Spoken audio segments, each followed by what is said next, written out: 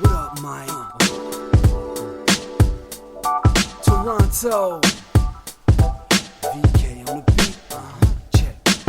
I'm in Toronto where you wanna get the city love. I'm from Toronto where you wanna get the city love. I'm in Toronto like we wanna get the city love. My city love me back for my city love. Welcome to episode 1629 of Toronto Mic'd, proudly brought to you by Great Lakes Brewery, a fiercely independent craft brewery who believes in supporting communities, good times, and brewing amazing beer. Order online for free local home delivery in the GTA. Palma Pasta. Enjoy the taste of fresh, homemade Italian pasta and entrees from Palma Pasta in Mississauga and Oakville. RecycleMyElectronics.ca. Committing to our planet's future means properly recycling our electronics of the past. Building Toronto Skyline, a podcast and book from Nick Iones, sponsored by Fusion Corp Construction Management, Inc. and Ridley Funeral Home, pillars of the community since 1921. Joining me today, returning to Toronto Mic'd, is John Wing. John Wing, how you doing? I had good news yesterday,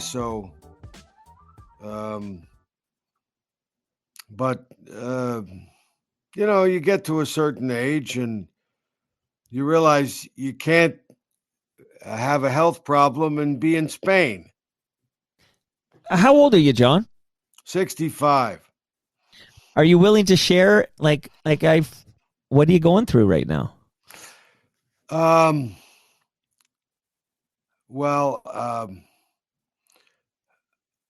right eye is permanently damaged.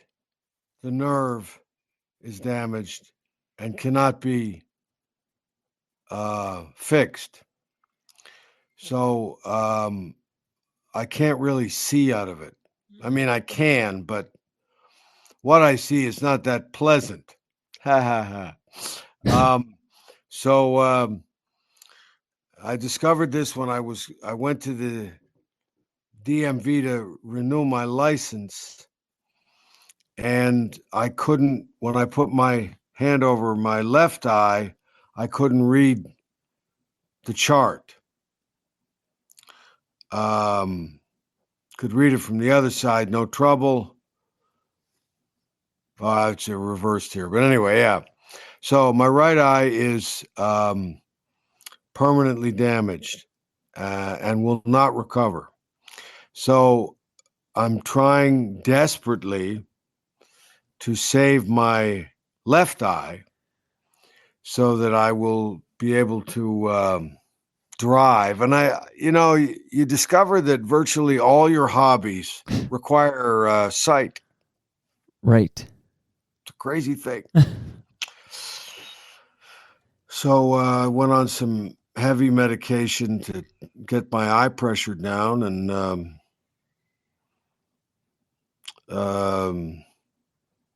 it got down. So I saw the doctor yesterday, and it was way down into a manageable place, and he was happy, and blah blah blah. But in the interim, from first appointment to second appointment, I canceled the whole year on ships. Oh, the cruise ships. Right. Yeah, I had the whole year booked, and I canceled it. And essentially, I retired from ships. No more. I mean, last year I had 7 10-hour or longer flights, and I was all over the world, and it just beat the shit out of me. And I couldn't face having a real health problem and being in Tahiti or something, So you don't want to die out there. I suspect it's something prisoners also feel. Right. Want to get out of jail before they die. But so I quit ships, I'm still working, but not off the continent and no long trips. So, Okay, so I have a couple of thoughts here. One is that our grandparents, John, were retired by 65, right? Like this whole idea that we got to work at 65 is sort of a recent phenomena. true. I can't get full benefits until a year from June 1st. So, and I probably will get them right then. But look, our grandparents didn't have to worry so much about money. Right. I think we have to worry more about money. I mean, it's me and my wife. We have our house. She's still working. She's older than me. Mm. And essentially, what I'm taking away, the ships were our spending money. So I've been hustling around trying to let the people, I used to work for a lot, know that, the corporates, the debaters, other things. Right. Hey, I'm available again. I'm going to be free if you call me. But I've also been hard traveling for more than 40 years. And man, you get tired. You really get tired of it. So, and I'm leaving Sunday. Where are you going Sunday? I'm going to Tampa and I'm doing a bunch of jobs for the Canadian Snowbirds Association. Oh, when is this airing? Like Monday. So you're actually going to take the spot of Holly Cole, who had to postpone because she's going to Japan. I love Holly Cole. Holly, we love you. I'm sure we'll do it another time. I'm recording an album at Guelph Little Theater on February the 28th. Live show. There's 3 other acts. Suzanne Paquin and 2 comics I don't know, and an MC, and I forget their names. I should have them. I don't. But it's going to be a very good show, and we're recording my show live. And if there's still tickets, and they're not terribly expensive. I think they're $35. So if people, and you can go train to Guelph, you can do that. You don't have to drive. You can go train. Anyway. Well, I was going to say, John, if the first, 5 minutes of this chat are any indication, you're absolutely hilarious, right? This has been pretty funny. Well, I got a lot of, I got some new stuff. It's funny. Somebody said to me at a thing recently, do you ever turn it off? And I had just gotten my diagnosis, and I thought to myself, if I turn it off, all I'll think about is I'm going blind. That's all I'll think about. Right. So I just got to keep trying to write jokes. Well, I got 2 words for you. I know you're still a Leafs fan, right? What? Oh, I see. Okay, with the angle, like you're wearing a Leafs hat. So 2 words for you, man. Brian Berard. Brian Berard. You remember when Brian Berard, he was a great defenseman, and then he was defenseman. Yeah. But he was blinded in one eye. I think it was Marian Hossa, but I think an Ottawa Senator's stick blade hit his eyeball, and he went blind. He continued. He played for the Leafs with vision in one eye only, and he was still pretty damn good. It gives me hope. I also recently discovered a friend I've known 45 years has been blind in one eye that entire time. Right. So, and I'm not blind in that eye, mm-hmm. I'm also, it's a timing thing now. I need a new prescription. So I have to spend money on glasses. But I've been trying to get this, hold on. Tech alert. There it is. So I've been trying to get this this glaucoma thing squared away. I haven't done and I don't want to go to an optical to get a prescription because they just want to sell you glasses, and I don't think they necessarily give you a. I want to go to a doctor at a hospital and get a proper prescription. So when I do that, I think I will see much better and probably be able to. I'm hopeful I'll be able to drive. I know a lot of one-eyed people who do drive, so I'm hopeful my doctor will sign off on that. Do you remember Larry Fedoruk from your Yuk Yuck days? Oh man, I could quote you some jokes, baby. I could quote you some jokes. You ever been to a Ukrainian wedding? Really? How long did you stay? 4, 5 days? Every Ukrainian wedding, you always meet this guy. You're walking around, you meet this guy, and he says, "I'm having a good time, but where's the newlyweds?" And you have to tell him, well, after the honeymoon, they moved out east. So why am I bringing up Larry? A couple of reasons. One is I produce his fine podcast, which is called Later That Same Life. So there's that. But the reason I brought him up is because you're talking about treatments for glaucoma. I don't remember the exact diagnosis, but Larry Fedoruk on the reg has to get a needle in his eyeball. Oy. Yeah, so I don't know, degenerative macular, I don't know. Macular degeneration. That's a bad one. So and I don't think he can drive anymore, actually, because when he comes to the TMLX events, his brother drives him. So I think it did cost him the license. I know one other comic who can't drive because of because of glaucoma, because he has no peripheral vision. But hey, man, I keep thinking about my first car. I bought a used car in 1985, a 1981 Pontiac Phoenix. Had a bench front seat, which you rarely see anymore. Right. And man, I love that car. Drove the living shite out of that car for 10 months because I had to pay for it. So I drove it, did a bunch of millions of gigs, and it might have been more than, it might have been like 14 or 15 months in, I was on the road and something went wrong with the car. And then I got it fixed, but then every month for 6 straight months, something went wrong. So it was a domino. Right. And at 65, you think about that, right? You think one thing goes wrong. What's next? What's the next appliance in my body that's gonna have to be replaced?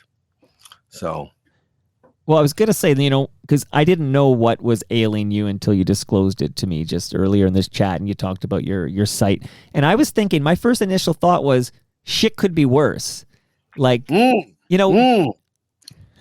way worse. Yeah, absolutely. Like it could be, I don't know. I got stage 6 cancer. I don't know if there's a stage 6. No, but there's no stage 6. Stage 4 is the last stage. Right. So a great FOTM, John Donaby. Do you remember John Donaby from Toronto Airwaves? No, I don't. Okay, so he did 50 years on the radio, and he passed away last week from stage 4. He had cancer, and he died last week. And I listened to his visit to here where we talked about his career, and he's just a sweetheart. I'm listening back and I'm thinking and I had a conversation with him on the phone just in, I think it was October 2024, but it might've been November, but the man's gone, I think I'll give up my sight if I can, still tell jokes and still, enjoy the sunshine. Yeah, sure. But yeah. What is it from Full Metal Jacket? The dead know only one thing. It is better to be alive, right? Right. Yes. In the long run, in the long run, it's not the worst thing, but it's scary. It's scary. Mm-hmm.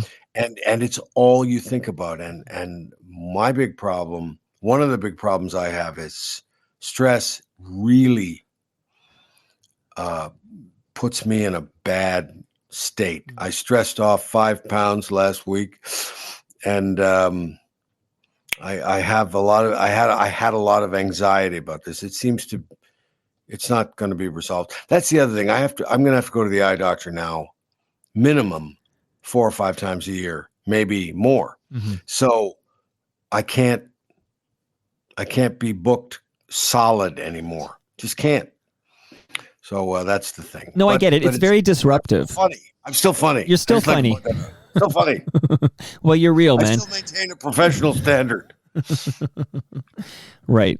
I get it. No, I get it because you. It's so disruptive. Like, and then, am I right that they can save the sight on one eye? Is that what I heard? Yeah. Okay. He told me yesterday, and he told me the time before. I wondered why he was telling me again, but he sees a lot of people. Right. He said it yesterday, and I knew it. Mm-hmm. We can't get back what you've lost. And that's fine. I want to save what I have. Right. So I don't, yeah, fine. It's gone. I've jettisoned that. So he'll probably tell me again. He's one of those doctors who sees a lot of people. So do you remember? We're going to test your memory now. Do you remember your Toronto Mike debut? Well, I believe we were in your basement. No, that did not happen. No. Funny thing. So I'm about to play a clip from Jeremy Hotz, who was in the basement this week. And again, Usually I drop it the day I record it, but I'm recording on Thursday and I'm dropping it Monday. But he was in this week that we're talking now. He was down here, but his first appearance was via Zoom from California. If that sounds familiar, and he had no memory of it, which is fine. But do you have any memory of Zooming with me back in March 2021? Yeah, I remember we did I know the basement was, I came down and Ralph was doing a thing. Right. Okay. That was yes. Okay. You were down here for Not That Kind of Rabbi, and I was producing it. Right. Okay. Yes, I remember Zooming with you, and how can I forget it? You on the anniversary, you post it. You won't let me forget it. You will not let your guests forget. Well, you followed me to Blue Sky, so I just tag you on all this shit. Yeah. Well, I had to leave Twitter, so me too. Maybe a minute, because I'm going to read the description so people can hear your the ongoing history of John Wing is in episode 827. So I'll read the description. I'll come back to the Twitter, and then we'll get back to Jeremy Hotz and Ralph Benmergui here. But okay. So March 2021, it was episode 827. Mike chats with John Wing about fellow Sarnians, the Toronto stand-up scene in the early to mid-'80s, which I love talking about, sharing a stage with Ralph Benmergui, Mike McDonald, and Jim Carrey, John's move to LA, which I do want to talk about soon, appearing on The Tonight Show and America's Got Talent, and our mutual love of the Tragically Hip. Yeah. So since then, you've seen the doc series, I take it. No, I haven't actually. I've got it on one of my services. Prime, I think. Yeah, I will see it. I have not seen it yet. My wife is not that interested in them, so I have to watch it on the sly. You know what? I'm in the same boat. My wife didn't have any interest, and I had to watch. And it's hard. Maybe you're like me, where like at night when I get these kids to bed, anyways, we have a little time, like about an hour a night, basically, to watch something together, and we kind of both have to like turn the key and say we both approve of this program. Yes. And she's got a bunch of like Selling Sunset and stuff that I have zero interest in that she watches on the sly, and then I've got my music docs and my stuff that I watch on the sly, like my BoJack Horseman or whatever. So it's like you get into these like rhythms. It was easier for her when I was on the road more, because she could watch all the ones she wanted. But we started one recently, and I could tell she thought it was silly, called The Madness. And so after 3 episodes, I binged the rest over a couple of days and just told her what happened. And she probably appreciated that. I hope so. But I have not seen the Tragically Hip doc. Well, although I will say this. Yeah. I will say this. My brother hates them for a various number of reasons. but one of the reasons he dislikes them is he says all their songs sound the same. And if you listen to a whole bunch of their songs in a row, he's right. But he's right. He's right. He's right the same way. If I were to tell you all U2 songs sound the same, because I'm not into U2, but no, I like their groove. You know what I mean? I like their groove. He's more musical than I am. Sure. But I was listening to a whole bunch of them one day in a row, and I thought, I got to admit, he's right. Their songs have very musically. Yeah, musical. But Rob Baker has a style, just like The Edge has a style. Like, so they have these distinctive styles that sort of. Right. Yeah. Oh, they have a style. Absolutely. Oh, wow. Do they have a style? I mean, one of the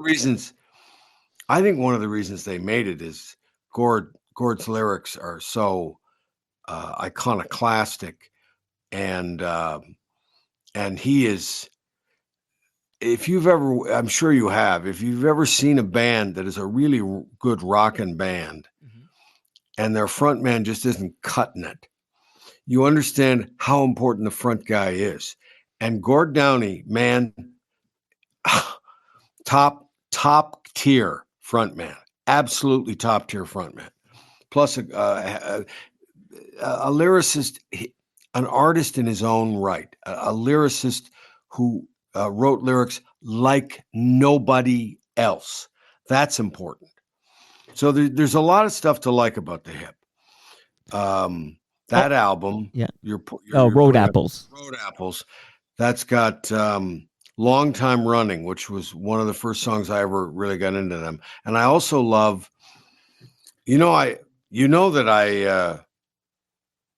I did a show in Sarnia in like 89 around Christmas, and they were the house band that week at the club I did the show on. So you say 89, and at Christmas 89, that's after the release of Up to Here, their first full LP, which had huge Canadian radio hits like Blow It High Dough, New Orleans is Sinking, Boots Are Hearts. Okay, maybe it's earlier. Maybe it's 88. Okay, maybe it's 88. So now I'm John Wing, I'm assigning you homework. So in addition to finding time for the Tragically Hip documentary on Prime, you can thank me later. Listen to Alan Gregg. Alan Gregg on Toronto Mike. It was about 3 weeks ago in the basement here. He was the guy with Jake Gold who started the Management Trust and had this band from Kingston they were trying to get a record deal for. So in that period you're talking about, 88 or whatever, just when they're trying to get Up to Here made and dropped, that's Alan Gregg shares stories that didn't even make the doc that'll blow your mind. Okay. Yeah, that's your homework. Okay.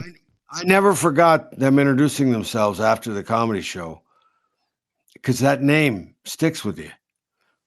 Gord Downie? Or the Tragically Hip? The Tragically Hip. What a great band name. Yeah. Jesus, what a great band name, man.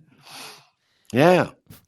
So let me, again, in a minute, I'm going to play this clip from Jeremy Hotz, which kind of sparked. Yeah, eventually. By the end of the show, we'll play it. I have like a mental checklist here, but I just want to ask you, because I was an avid tweeter. Like multiple times a day I checked in, I posted on Twitter, I'd reply, like since, I don't know, I got on there in, I don't know what it was, 2008, whatever the heck it was.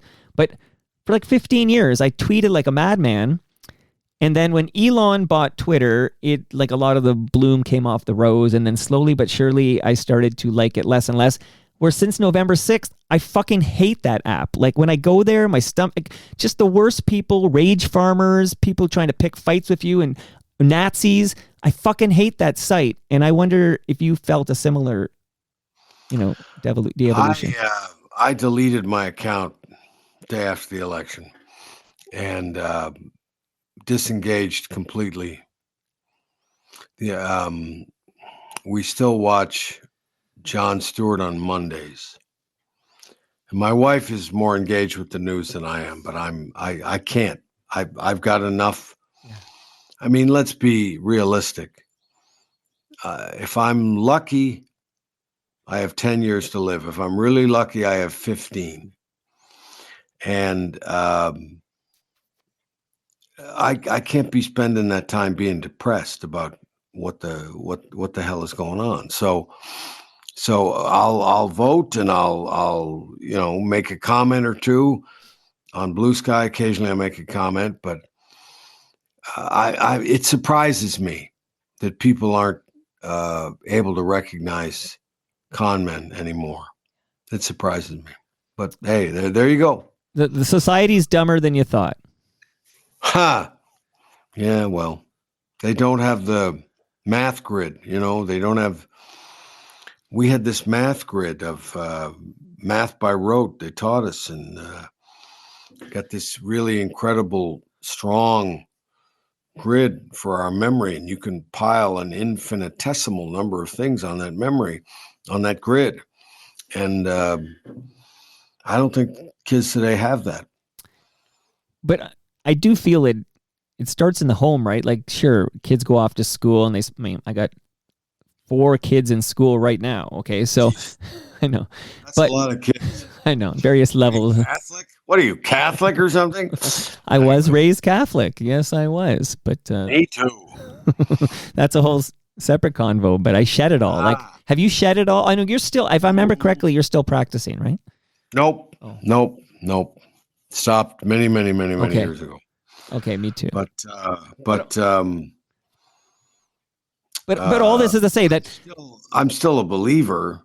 As a matter of fact, this was great. Yesterday, last week, I have a guy in Ontario who would be, for lack of a better phrase, a spiritual advisor. And occasionally I call him and ask him if he will pray for something, add something to his prayers. And I was praying yesterday for a good outcome, and I texted him and I said, can you pray for a good outcome for me today? Because I could really use one.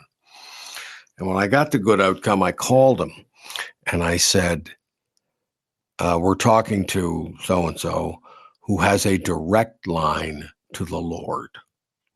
And he laughed and he said, everyone has a direct line to the Lord. I just use mine more than most people do. And I thought that was such a good line. So, but John, okay, so clearly from your stand-up and many years of following you, you're a very smart man. This is me telling you this, if you need to know that. Okay. And I respect your thoughts on this, but do you believe that path or that connection between us mortals and the God you believe in, like that's a two-way street? Like we put it up and it comes back. I just can't imagine God's interfering.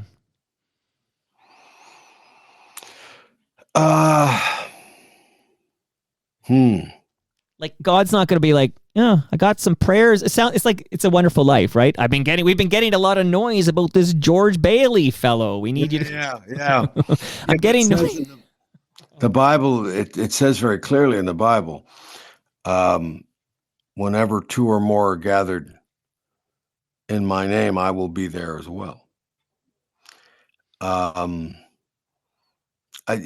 only reason I believe in it is I've seen it. I don't believe in it having not seen it work. I believe in it because I've seen it. It has helped me specifically on a number of occasions. And I try very hard not to pray for specific things. Yesterday was an exception, but I try to pray for safety or pray for the children, keep the children safe. When we had to evacuate a few years ago for a fire, I asked my friend to pray that no one would be hurt. I didn't ask God to save my fucking house. Okay.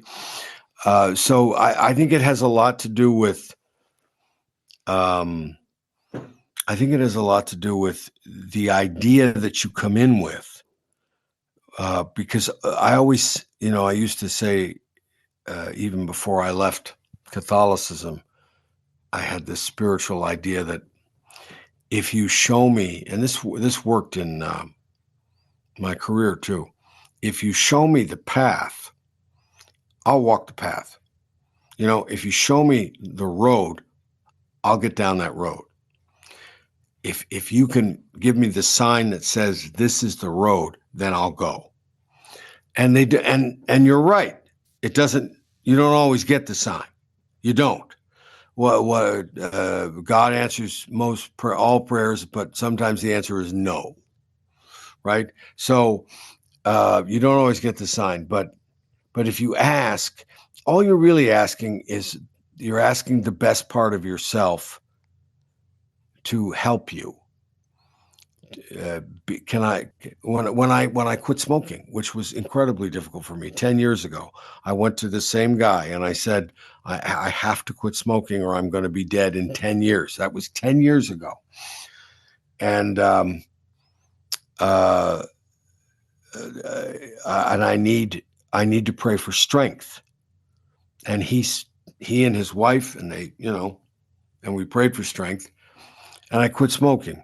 And, maybe it was all me, but I like to think I had help. And I don't care if you don't think so. That's fine. It helped me. That's all. That's the only thing that's important to me.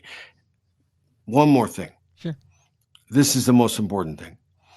You can live your life worshiping God, glorifying God, or you can live your life not worshiping God, not glorifying God.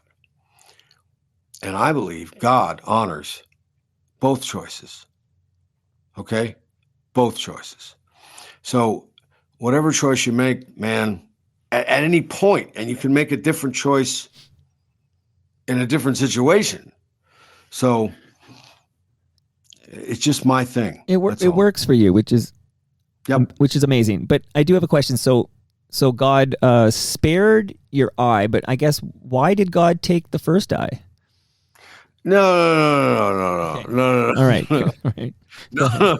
Okay. I don't think that's the right question, but I respect the question. All right. I just don't think it's the right one.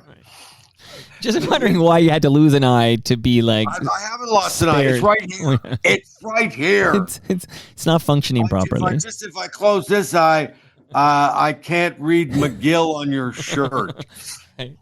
Right. It's like there's a film going across it when you. Well, he could have just left you with good vision for the rest of your life. Okay, no. So I respect. I'm just trying to make it as long as we can go without Hotz? the Jeremy Hotz clip. All right. On that note, now because I realize I actually have a gentleman from Elephants and Stars coming by to kick out the jams, and you're like, those words, what do they mean? Don't worry about it, John. Okay, so this week, Jeremy Hotz comes over. He has his dog with him, Shackleton. Yes, he does. Yes, he does. That dog never leaves him. That dog is glued to his stomach. Literally, yeah. So I don't know, literally, but it was right here, and we're talking. So I'm going to play a clip. I hope you can hear this. I know your site's failing, but hopefully you hear this. Hopefully I've set the Zoom up properly. Let's listen. Like, do you remember any Benmergui stand-up? Ralph? Yes. No, Ralph. I don't recall Ralph ever telling a joke. Wings says he's going to come on and do the entire set. That's incredible because I would laugh because I would probably remember some of it. I probably would. Ralph Benmergui was the host of Fridays or Saturday nights at Yuk Yuks at the downtown club years ago.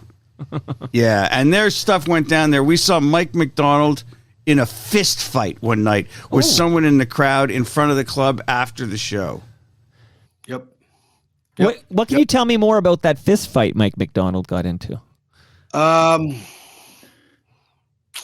believe I'm going to theorize that a guy heckled him and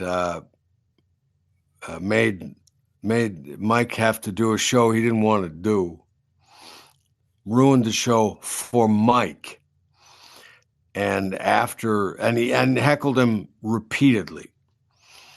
And after the show, the guy came up to Mike and said, "I was helping you up there."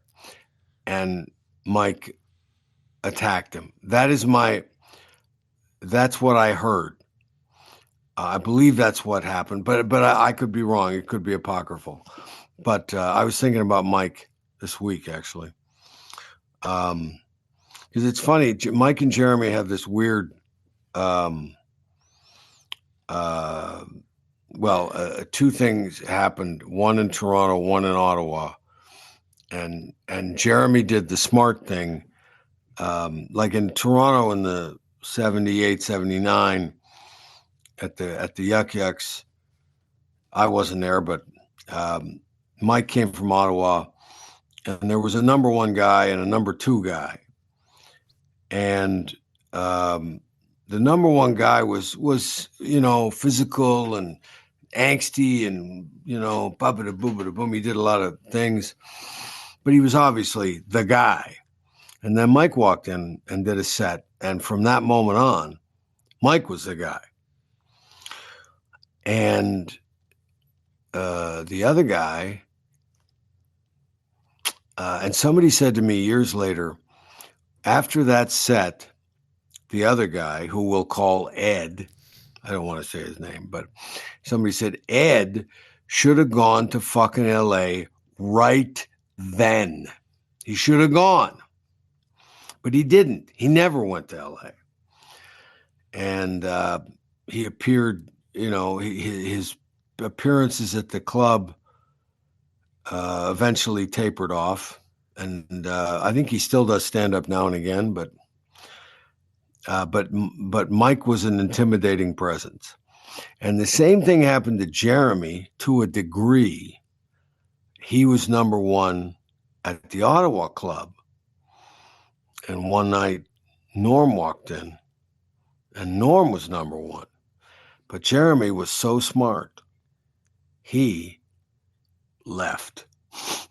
He had the guts to go somewhere where he would be number 200 and work his way up. He went to Toronto and worked his way up and shaved his act down, like a planed his personality down to this thing that he does now. But he had the guts to go. He didn't stay and fight it out with Norm. And I always thought that showed real balls. So that was my thing. And yeah, want to hear some Ralph jokes? You got it, baby. Okay, so Ralph jokes coming, just because this is going to be, we'll circle back to this in a moment, which is, how long have you lived in the United States of America? How long have I lived in the United States of America? Roughly 37 years. And is it California is where you're at?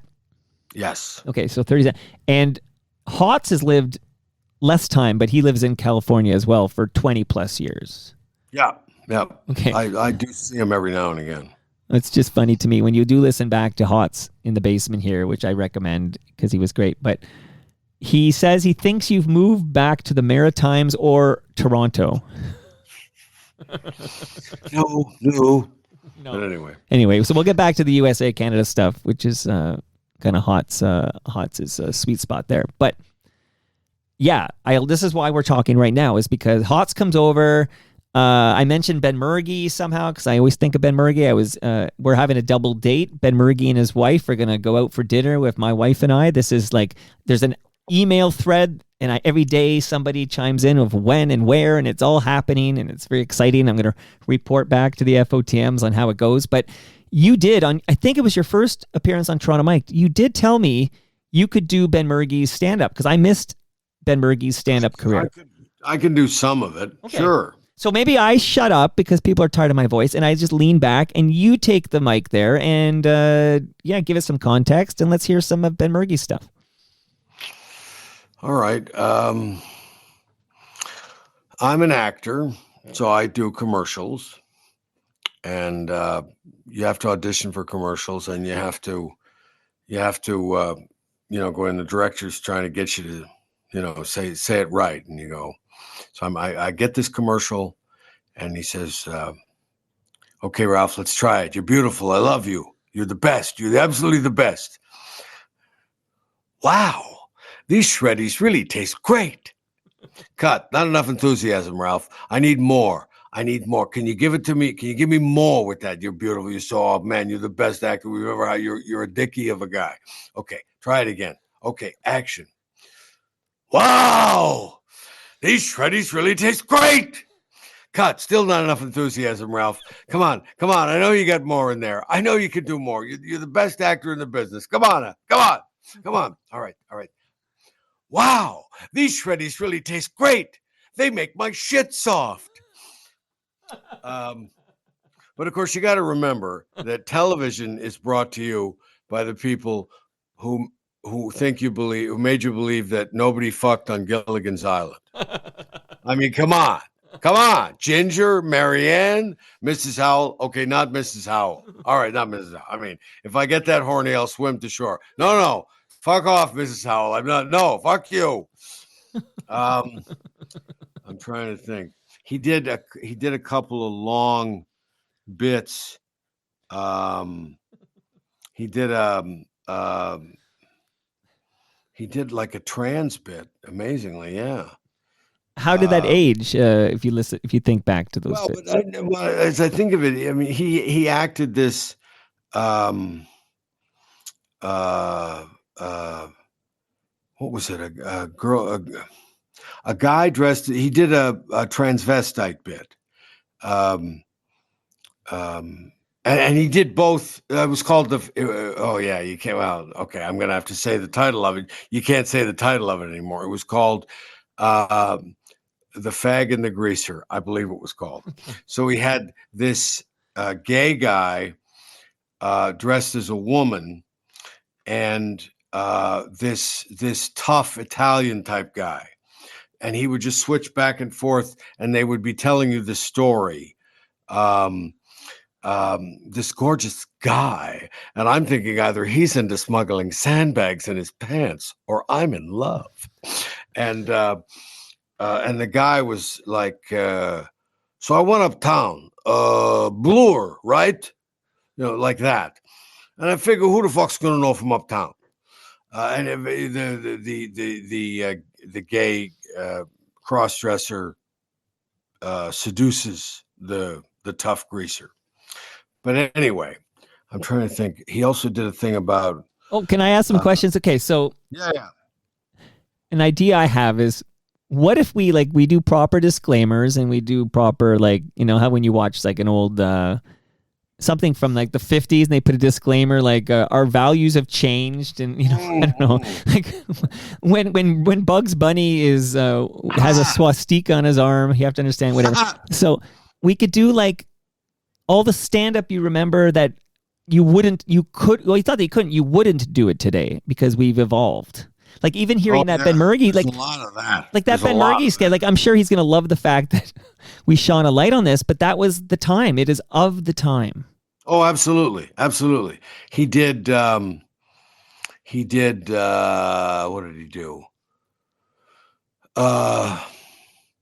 We had a joke about, he did this girl from Forest Hill. He can do that because his father he can do that because his father gave him a Camaro for passing theater arts. That was one of the jokes. My jar of cocoa butter broke open in my suitcase. God, I hate that.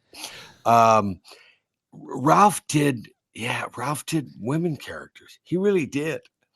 He had a character called the Artiste. I only saw it once. He rarely did it after 1981, I would say. But so I don't remember much of the Artiste, but I know he did it. And he always closed with the cross-dresser and the greaser and the tough guy, at least as I recall. Oh, he had this bit about, this was great. Oh, yeah, he would do this girl he went to school with, and he would put a wig on. He would put a girl's hair wig on and be a girl. And he says, I'm going to Montreal to do Yuk Yuks, and I'm on the train, and I'm sitting, it's a 4-seat on the train, one side facing the other side, 4-seat.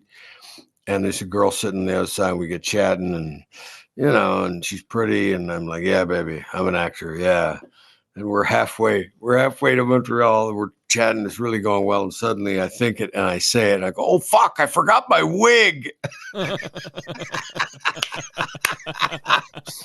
That was a bit he did. When I think of, straight cis males doing like woman characters, I think of Kids in the Hall. Like Ralph, Oh, yeah. just ahead of the curve there. But, well, Ralph could have, he for a brief time, he did some shows with Nip and Tuck Tubrag, which was Anton Leo and Jim Tuck, and later John George. I think Ralph either preceded John George or replaced him briefly at one point. And he was great in sketches. And he used to do a piece with the late Steve Schuster, called Sandler and Young Play Vegas, which was just this incredibly cheesy duo, cheap musical act duo, but they both were fine singers, and they sang beautiful harmonies. And Ralph did the suavo Sandler, who was sort of Latin lover type, and Steve did the goofy Young, who played the guitar and said things like, "Oh yeah, ooh, let's do that song, do do do do do do do do do do," and they would do harmonies with that. But that was like almost like a party piece, that when they didn't have a comic, when they were short a comic one night, they asked Ralph and Steve to go up and do it, and they did. I saw them do it at Yuk Yuks. They did it a few times, but it was more like something they worked up to do at parties. God, it was so weird back then. I loved the stories about back then. How come you're so good at recalling these routines? Like, you can just, this was a Larry Fedoruk bit, this was a Ralph Benmergui. Like, you're very good at this. Well, I think I told you last time, the first 2 years, 80, 81, 80 and 81, I missed 10 nights at Yuk Yuks in that 2-year period. I saw everybody. And then 82, I was there a lot too. It wasn't until 83 that I started really going out on the road. So the first 3 years, I was at Yuk Yuks every night I could be there. And most nights I wasn't performing, although I performed more in 82. But most nights I was just there to watch, see guys, hear their jokes. And you'd see a guy 5 times or 6 times in a week, because the headliner did a bunch of shows. So you'd see him a bunch of times, and the bits you liked, you would, and you started to get a feel for how, does this bit ever change? No, it doesn't. It's always, he's got it perfect. He's got the beats on it, right? So, sorry. It's okay. So who was, and I know some of this we talked about the first time, but some people are gonna just listen to this episode because I'm even more popular now, John. Oh my goodness! But wow, that's so great. As someone who has a podcast that gets a solid 90 downloads a week, shout out your podcast, the Bad Piano Player podcast, season 6. Okay, incredible. Maybe we'll double that 90 now that we're. It'd be fabulous. Yes. But my question is, in those early 80s where you're at Yuk Yuks so often, who was the greatest stand-up you witnessed at Yuk Yuks?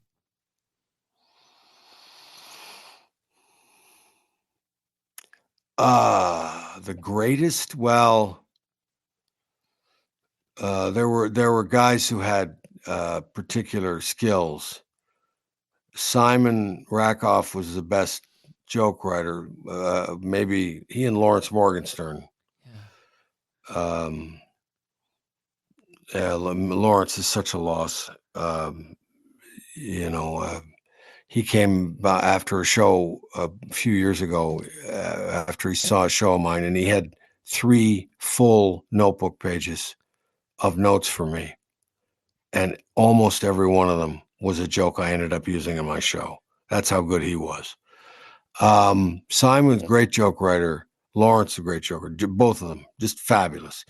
Larry Horowitz, technically one of the most perfect comedians you'll ever see. And he was so kind, taught me things, taught me techniques, showed me why one thing works and one doesn't, why the word is important, why the beat is important, why the way your voice goes up or down is important, and how you have to make that natural. You have to let that happen by itself, sort of thing. But live, there was nobody like Mike. When there were a couple of shows I saw Mike McDonald, where the show ended and you looked around and went, oh, right, I'm in a comedy club. That's right. I came to the comedy club and I saw Mike. But for a while, for an hour, I wasn't in a comedy club. I was wherever Mike wanted me to be. Norm Macdonald, yeah,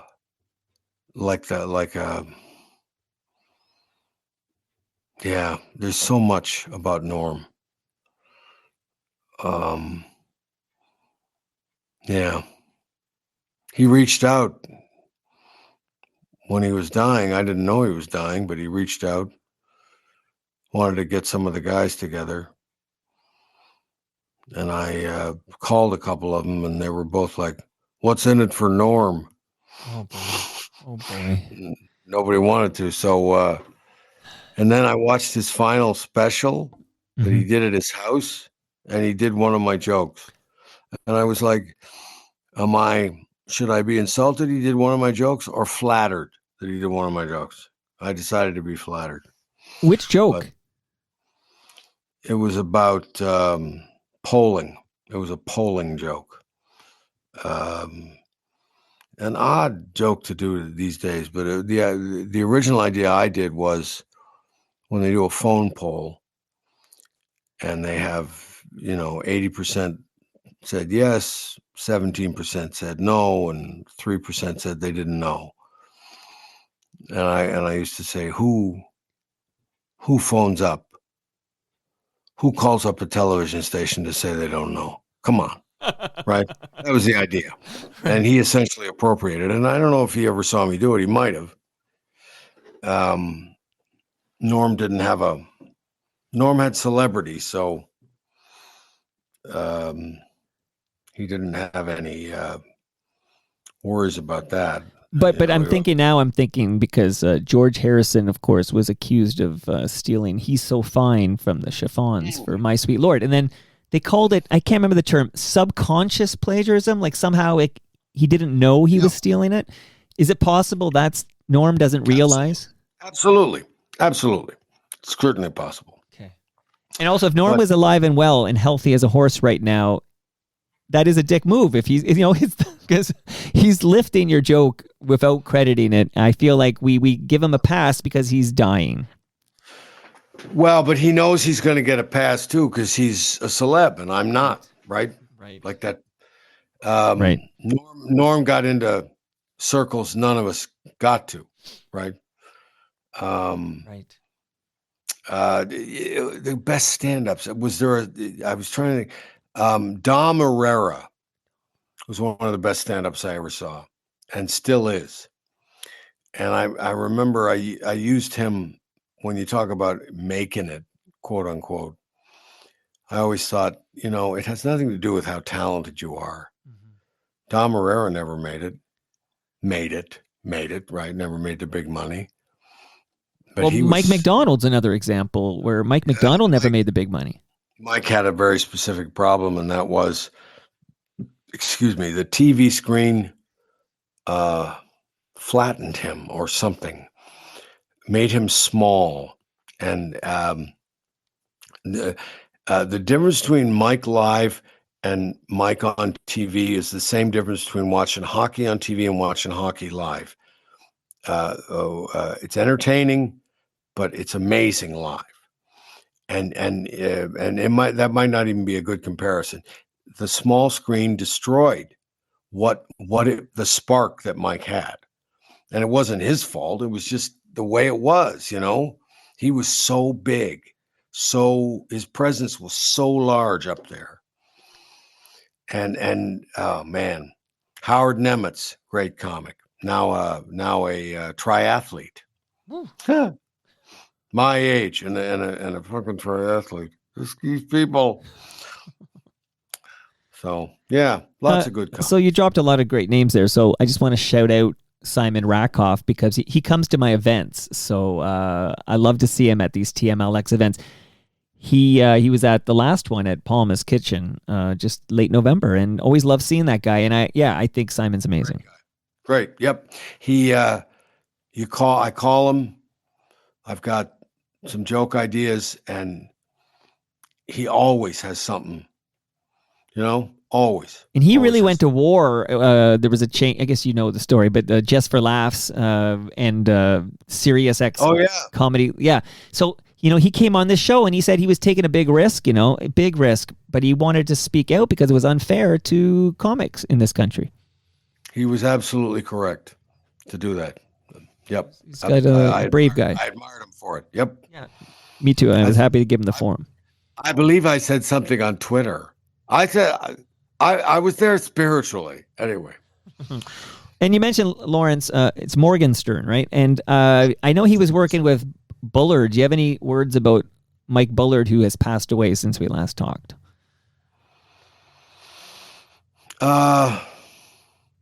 Well, I knew Mike a long time. He was a very nice man, and he was very funny. Off the cuff, his brother Pat was equally as funny off the cuff. I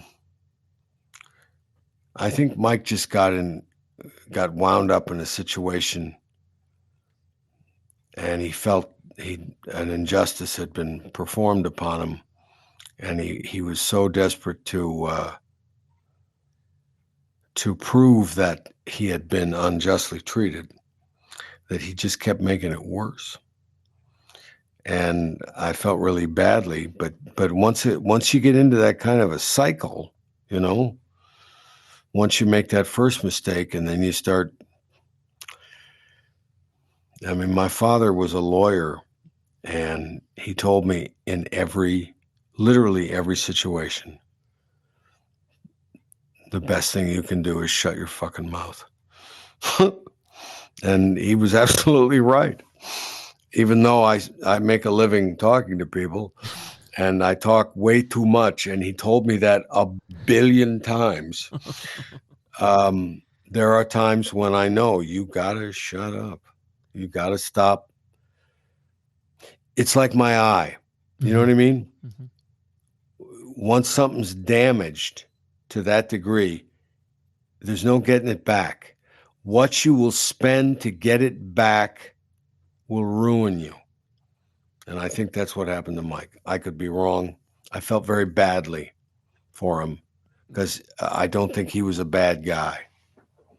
But, well, my experience is a little different in that, I know maybe he makes a mistake and then he compounds it. Maybe it makes it worse for himself. And then at some point, I think Mike Bullard is looking for punching bags to somehow relieve himself of this pent up aggression as he feels he's so, damaged and wronged by be it Kevin Donovan in the Star, or his list of people he blames sort of. And then I will tell you, the man you're talking to right now, Toronto Mike, was one of those punching bags. Oh, yeah. I didn't know that. And that man, in your case, I think he was justified. No, I'm kidding. No.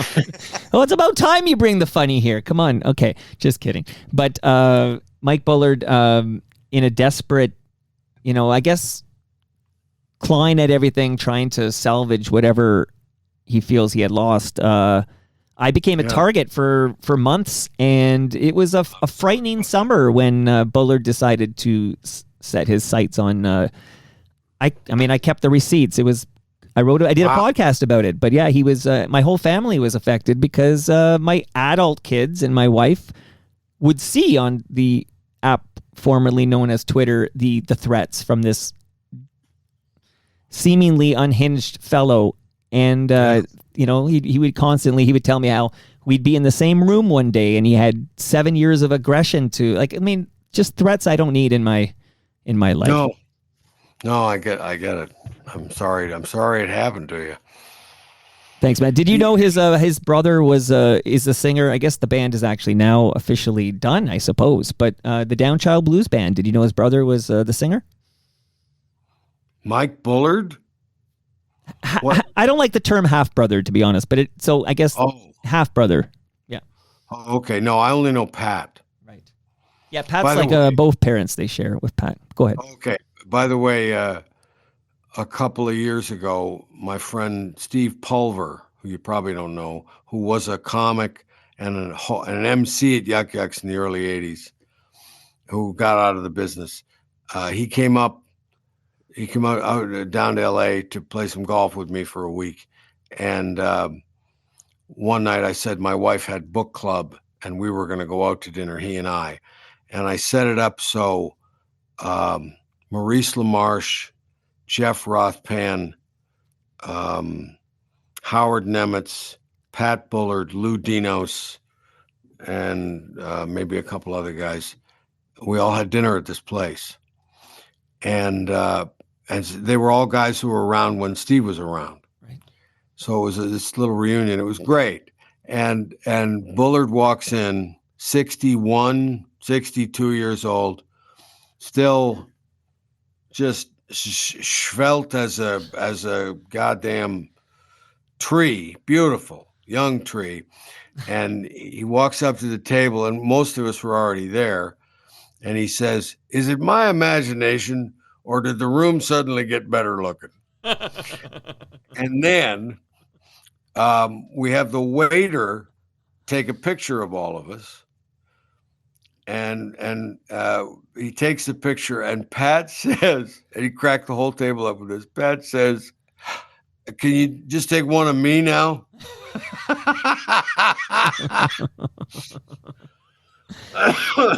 Were you affected? Were you affected at all by the terrible fires? We were triangulated by them, but and affected. Yeah, affected, sure, but sure, yeah. Not. Our house didn't burn down. Like, did you have to leave? No. Okay. No, I left. Funniest thing, the day it started, the Wednesday, I had to get on a ship and go to Hawaii from Long Beach. It was the last ship I ever did. And I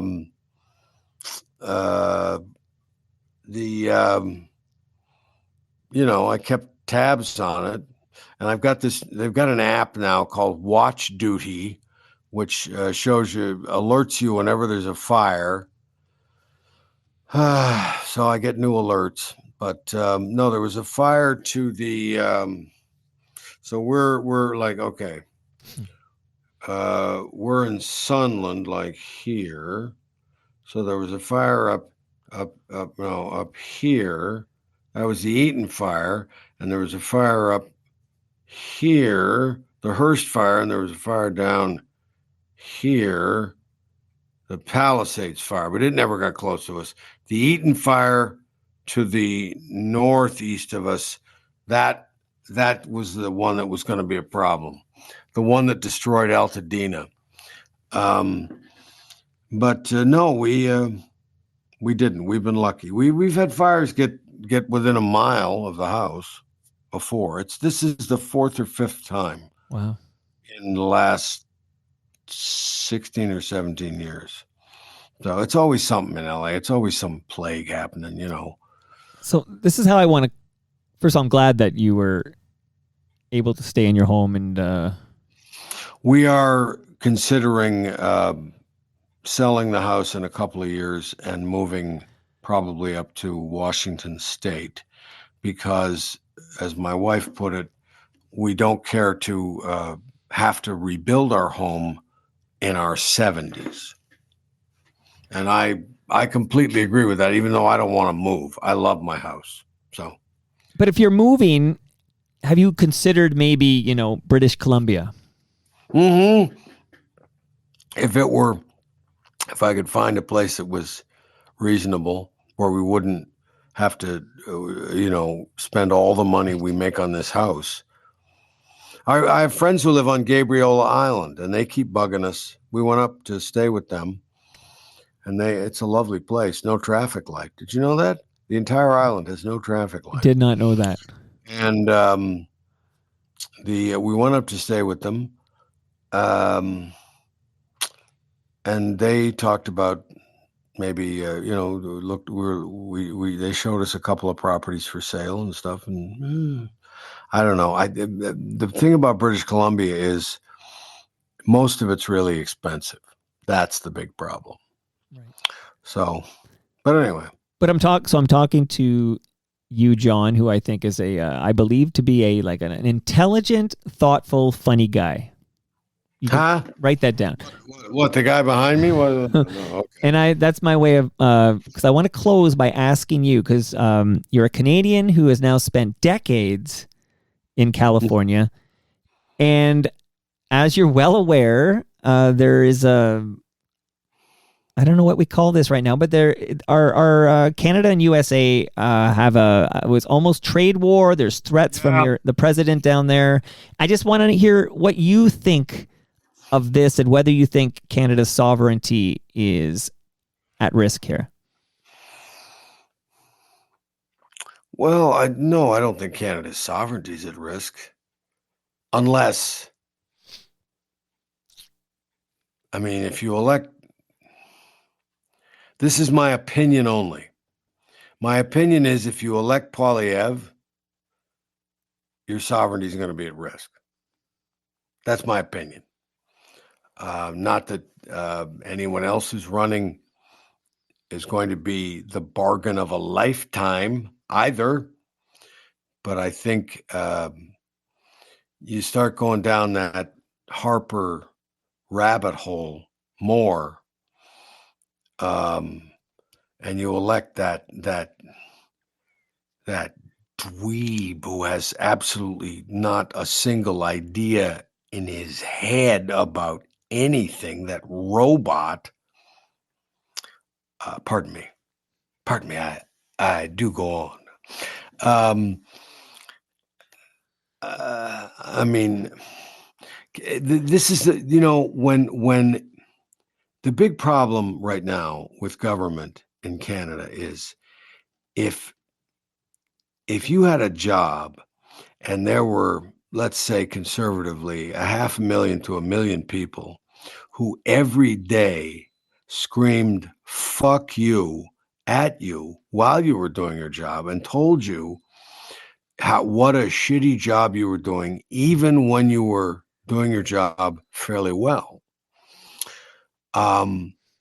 What kind of a person wants a job like that? This is the problem.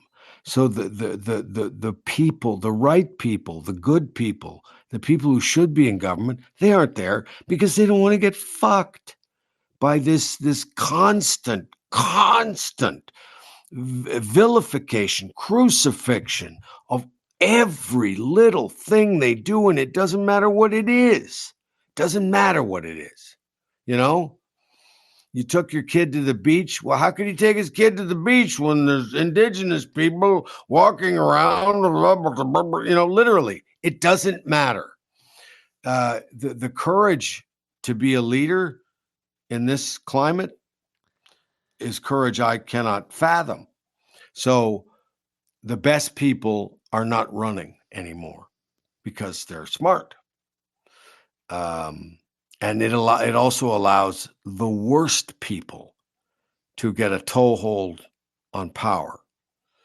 And that's the biggest problem I see. I don't think is the U.S. No, Trump is all dick and bluster. That's all he is. Trudeau said, "Okay, we'll do this," which they'd already agreed to do.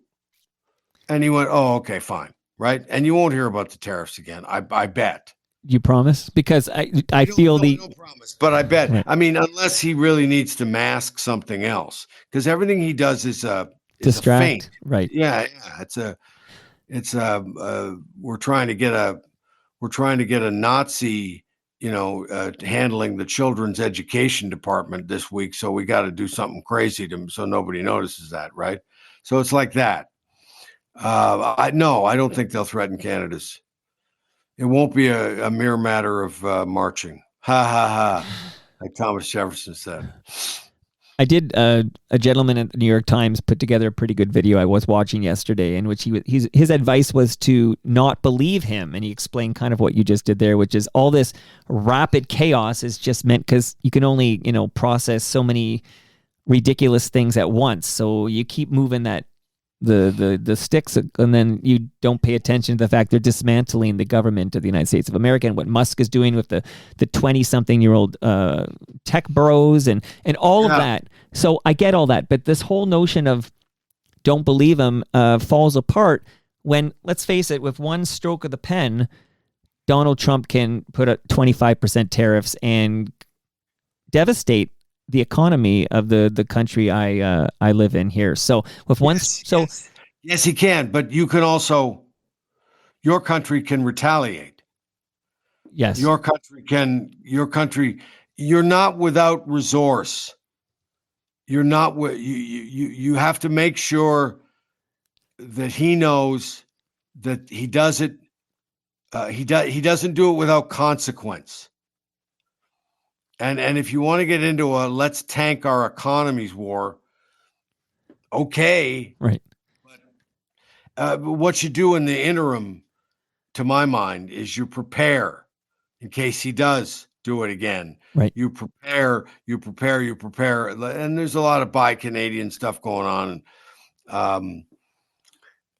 But they got to get, Canada is getting very close to oligarchy, if not there as well. And you got to get a hold on that. You got to start backing that away. The idea that an Ontario Prime Minister would deliberately try to make healthcare fail in order to bring in private healthcare, my God. Oh, Premier, Doug Ford. Unthinkable when I was young. Well, I'll be voting later this month for my local MPP, and we have an opportunity. And my fear on that front is he'll win another majority, regardless of what I think in South Etobicoke here. And yeah, I know. My fear too. And you mentioned your sovereignty is not at risk unless that you left us with, later this year we will be going to the polls federally, and we'll have a new Liberal leader. And Pierre Poilievre is, advanced polling is doing very well. And my concern is we'll end up with a majority for Doug Ford here provincially, and we'll end up with Pierre Poilievre in the Conservative Party having a majority federally. And I'm with you. I feel that our sovereignty is absolutely at risk with the Conservative Party of Canada ruling for. I would have to agree with that. I hope it doesn't come to that, but yep. What a joyous conversation, John. We started, you're going blind, and now we're all fucked. Two Jews walk into a bar. No, I'm kidding. Listen, anytime a guy can do the Toronto Mike podcast, he knows he has achieved a pinnacle. If you do it twice, man, you're at show business's absolute peak. The Bad Piano Player podcast, we'd love to hear from you. The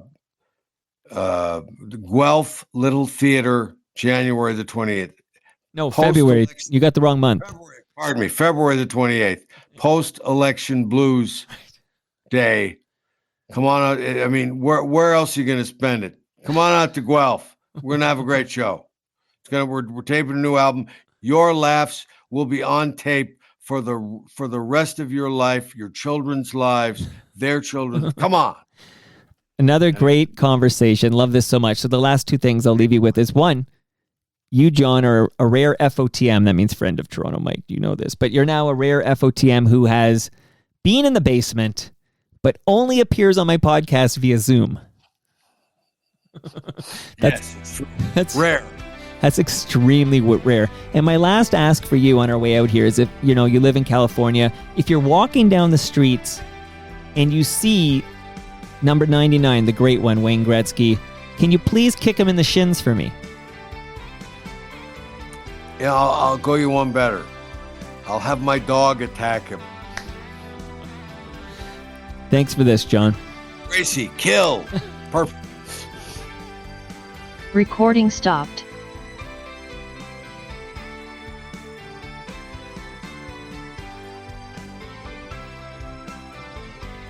And that brings us to the end of our 1629th show. Go to torontomike.com for all your Toronto Mike needs, whatever they may be. Much love to all who made this possible. That's Great Lakes Brewery, Palma Pasta, RecycleMyElectronics.ca, Building Toronto's Skyline, and Ridley Funeral Home. See you all Wednesday when my special guest is Scott Dobson.